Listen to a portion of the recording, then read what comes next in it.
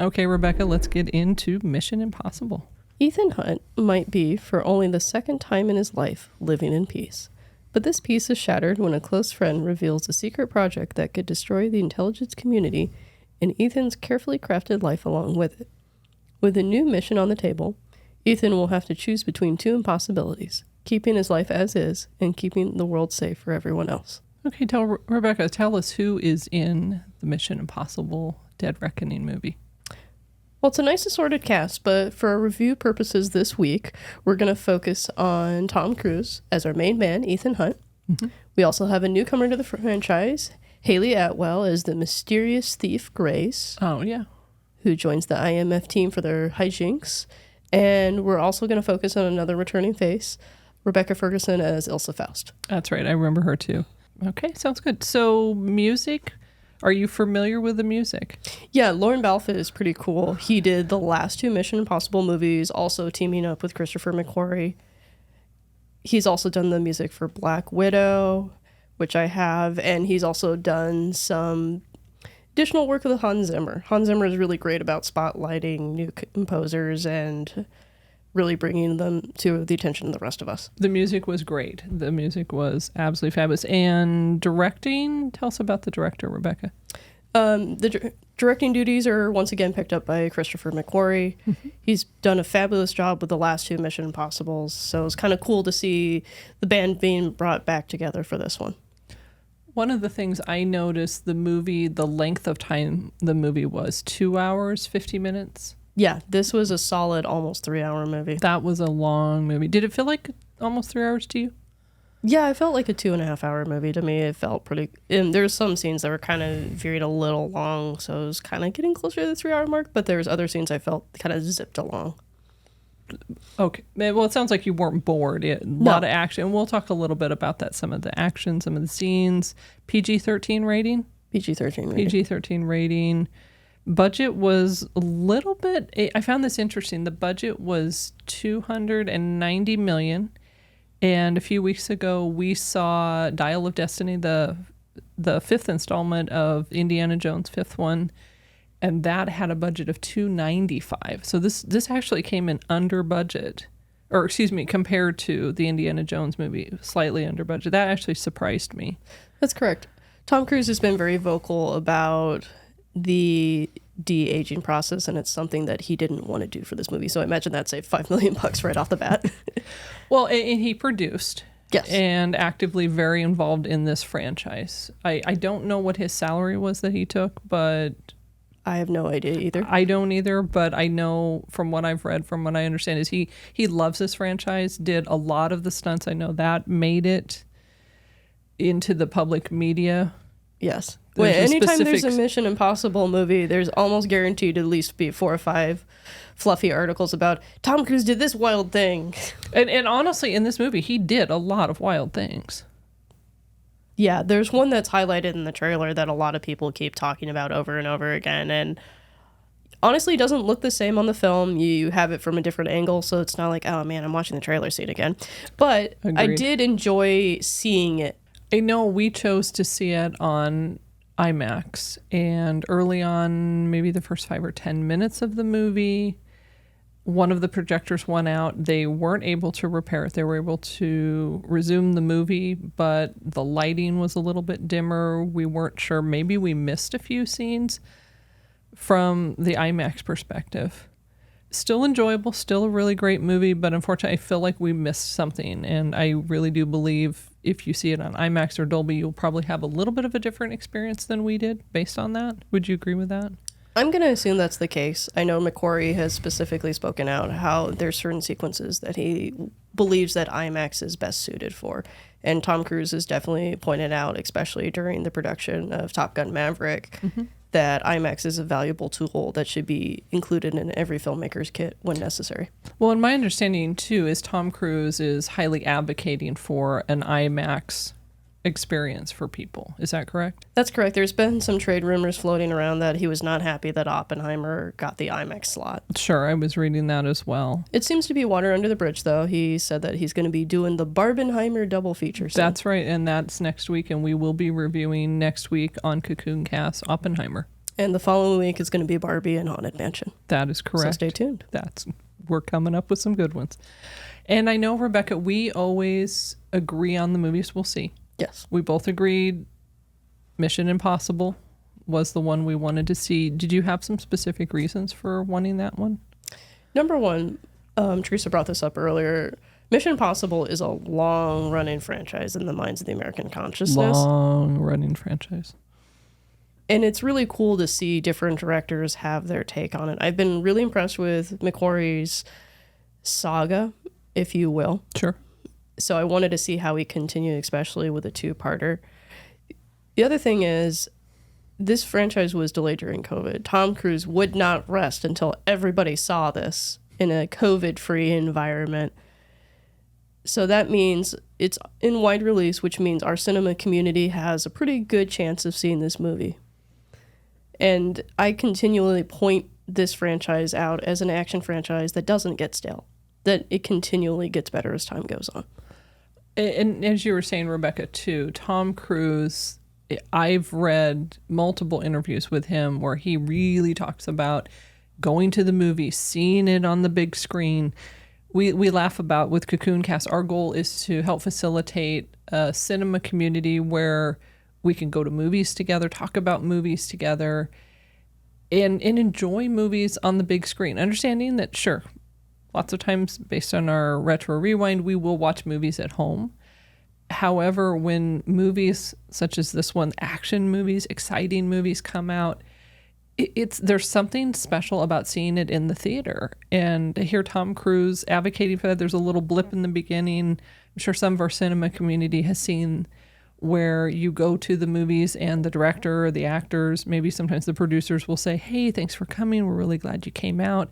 There is a small little blip where Tom Cruise actually does that again. So he really is an advocate for seeing this movie in the theater. And as you said, advocating for an IMAX experience. And Tom is one of the actors in Hollywood who will put his money where his mouth is. That is correct. Well, I know for me, 7 movies,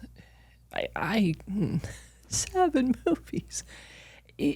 Sometimes 7 movies can feel intense to me. Even though I may like the characters, I may like the franchise, 7 just feels a lot. However, for this franchise you and I were talking about, we were looking forward to it coming out.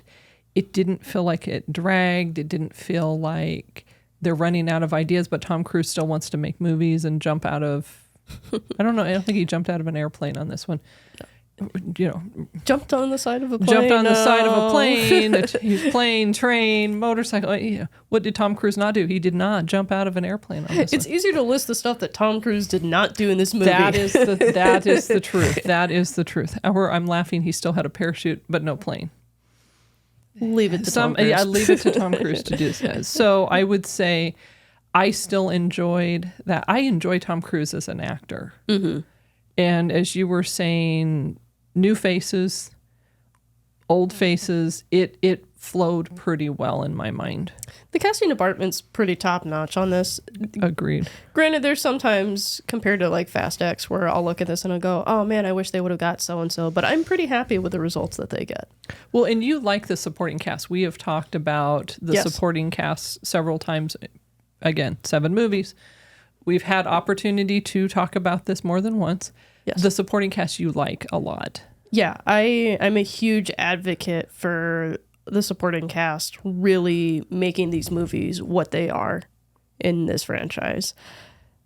Probably my first or second experience with Andy Newton was Mission Impossible. And for the cinema community who may not know who Andy Newton is, Andy Newton is an amazing actress. She's been more well known to the general public in Westworld. I really recommend that. A really good exposure to her character work. Oh, okay. Sure. She definitely has talked about her experiences not being super positive, but I still enjoy seeing her in these movies. No, the acting was definitely top-notch. Screenplay, what were your thoughts around the screenplay? It's a little bit more tightly written than previous installments. I wasn't as engrossed in it, but it was pretty solid for the topic that they're talking about. And I'm being vague on purpose. I don't want to spoil anything, but it's kind of cool to find out that there's still things about Ethan Hunt that we don't know. Well, inconsistency. Well, we can talk a little bit about that in the screenplay, his character, because the acting, Tom Cruise, I know some people may think of him still as jumping on the couch with Katie Holmes, or that's still a very resonant cultural image in a lot of people's minds. And I would say he's definitely more of an actor in my mind than just who he is in his personal life. And who he is in his personal life, there's, love him or hate him, there's some really great things about him as a person, I think. He seems to be invested in movies as a perfectionist. I think going to one of his movies, I would say I believe it's a good experience. Yeah, for the most part, I have a positive experience with Tom Cruise's creative work. I would agree with that. Do we have any questions from the box regarding this movie? This movie was billed as a part 1 of 2.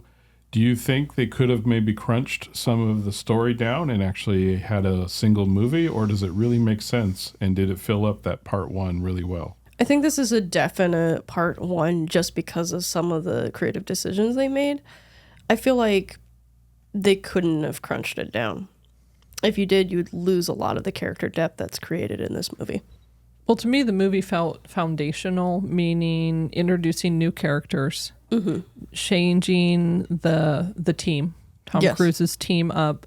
I don't know if you could have done that successfully in a shorter amount of time. And it's tricky to say part 1, part 2 when you don't know what's going to be part 2. To me, this felt very foundational laying. Again, not a knowing what to expect in the second one. Yes.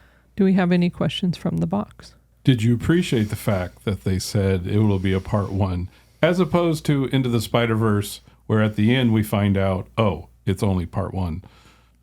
Oh, I have a thought on that. Share your thought first. I bet you we have the same thought. Reading your mind, of course. My thought, and this is my little bugaboo, but my thought is always, if you're going to do a part 1 and part 2, tell me. I hate going, and I cannot emphasize enough, and our cinema community over time will understand. Surprises are fun for your birthday, for Christmas. Not for a movie. I don't want to go to the movie and say, because it feels like it has the gotcha feel to it.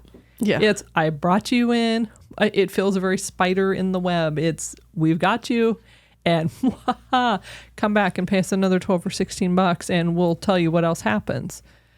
That's annoying. If it's part 1, I understand it. My pacing in my head says, okay, I'm going to hear the foundation. I'm going to understand. I know what's coming. That's my thought. I'm happy to invest. If I love your movie, I'm happy to go in and see your second and your third, obviously your 7th movie. Or in the case of Fast X, your 10th movie. If I know going in that you're telling me a long story, because every book I read has more than one chapter. Well, then it'd just be a short story at that point. That's it. Short attention span theater is fine knowing if there's a part 2.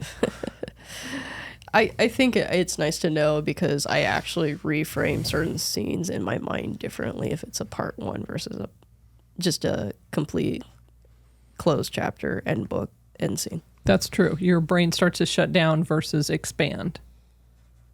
Would that be a fair assessment? Yeah, and I have different critiques for one and dones versus, different sequential entries. No, that's fair.